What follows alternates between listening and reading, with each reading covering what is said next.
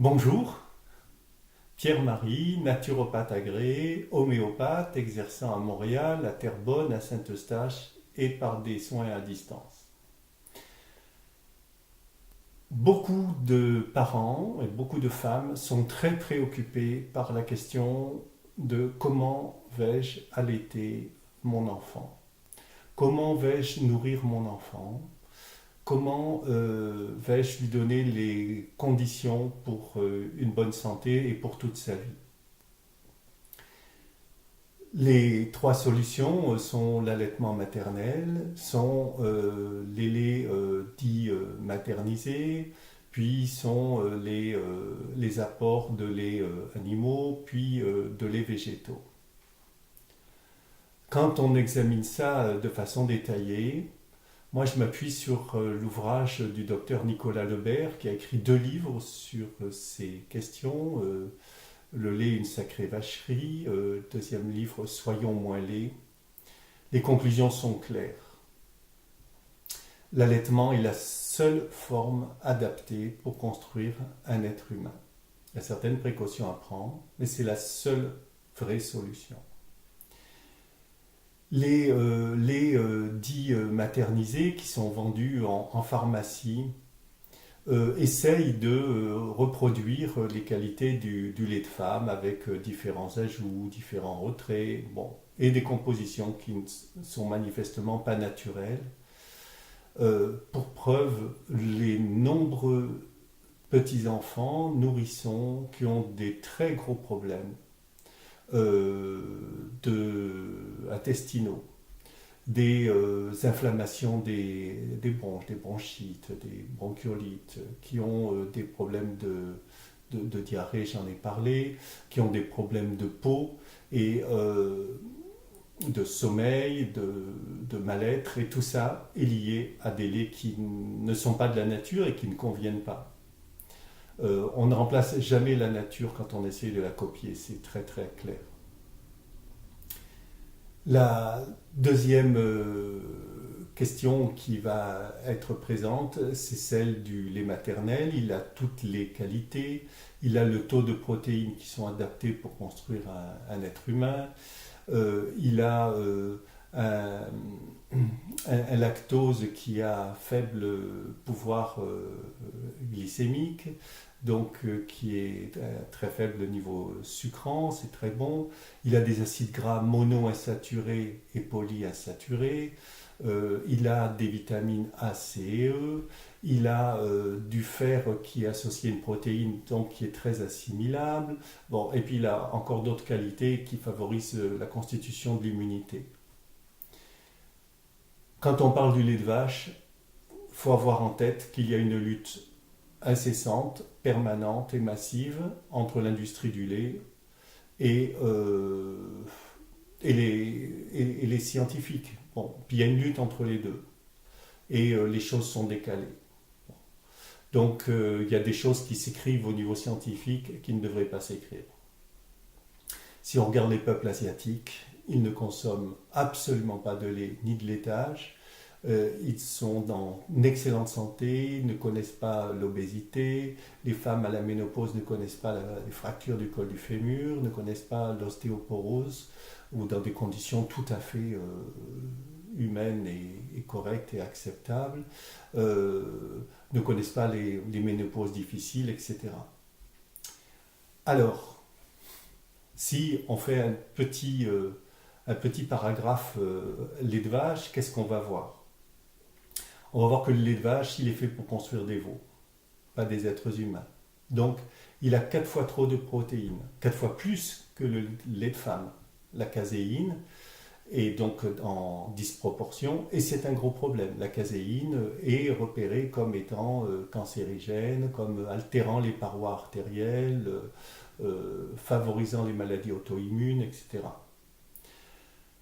Les acides gras du lait de vache sont des acides gras trans qui ne sont pas adaptés au l'être humain. Pas de vitamines A, C et E. Et puis ces pauvres animaux dans l'industrie alimentaire sont gavés d'une nourriture complètement inadaptée qui font qu'ils sont en hyperostrogénie. Ils sont en plus en Amérique du Nord piqués aux hormones. Donc on donne quelque chose aux êtres humains, aux enfants en particulier, qui est dans un excès oestrogénique terrible. On ne peut pas donner une nourriture déséquilibrée aux gens et qu'ils soient en bonne santé. Ce n'est pas possible. Après, il y a les variantes, il y a les autres laits animaux. Quand on regarde cette question, franchement, on n'a pas de véritable bonne solution. De temps en temps, on peut donner un peu de lait de chèvre, un peu de lait de brebis. On peut faire des yaourts avec du lait de chèvre, du lait de brebis. Mais ce n'est pas une bonne solution. Quant aux laits végétaux, bon, le lait de soja, en général, il y a des croisements avec le transgénique, et les hyperostrogéniques, lui aussi, il faut l'éviter.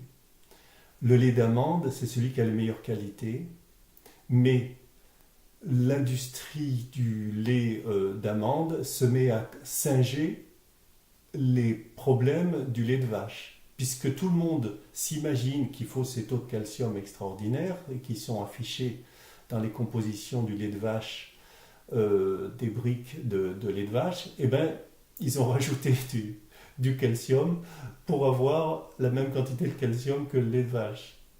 Quelle est l'assimilabilité de ce calcium? On n'en sait rien. Et de toute façon, cet excès de calcium est très problématique.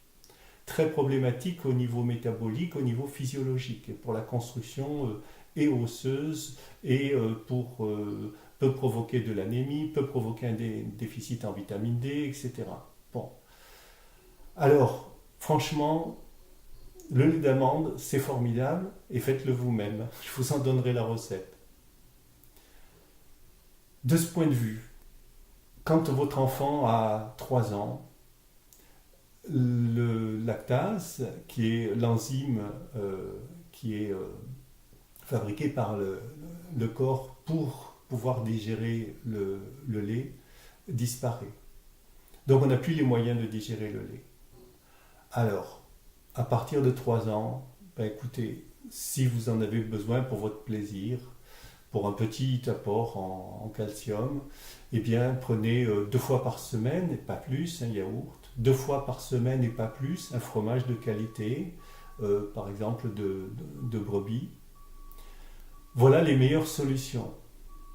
Ces questions sont complexes. Regardons pour finir la question de la préparation à l'allaitement. Il faut d'abord évoluer sur une alimentation naturelle qui est différente des standards de consommation nord-américains, c'est très clair. Là, il faut voir des personnels de naturopathie qualifiés. Et puis la seconde chose qui est importante, c'est que nous avons tous des toxines dans le corps. Malheureusement, c'est une réalité. Donc, on peut transmettre dans l'allaitement ces toxines au bébé. Et c'est quelque chose qui a été prouvé par des études, c'est très clair. Donc, il faut anticiper. Et avant d'être enceinte, faire des cures de détoxination pour éliminer la majeure partie de ces toxines, si bien que les premiers allaitements seront de très grande qualité. Donc, ça se prépare aussi toujours avec un naturopathe qualifié sur ces questions.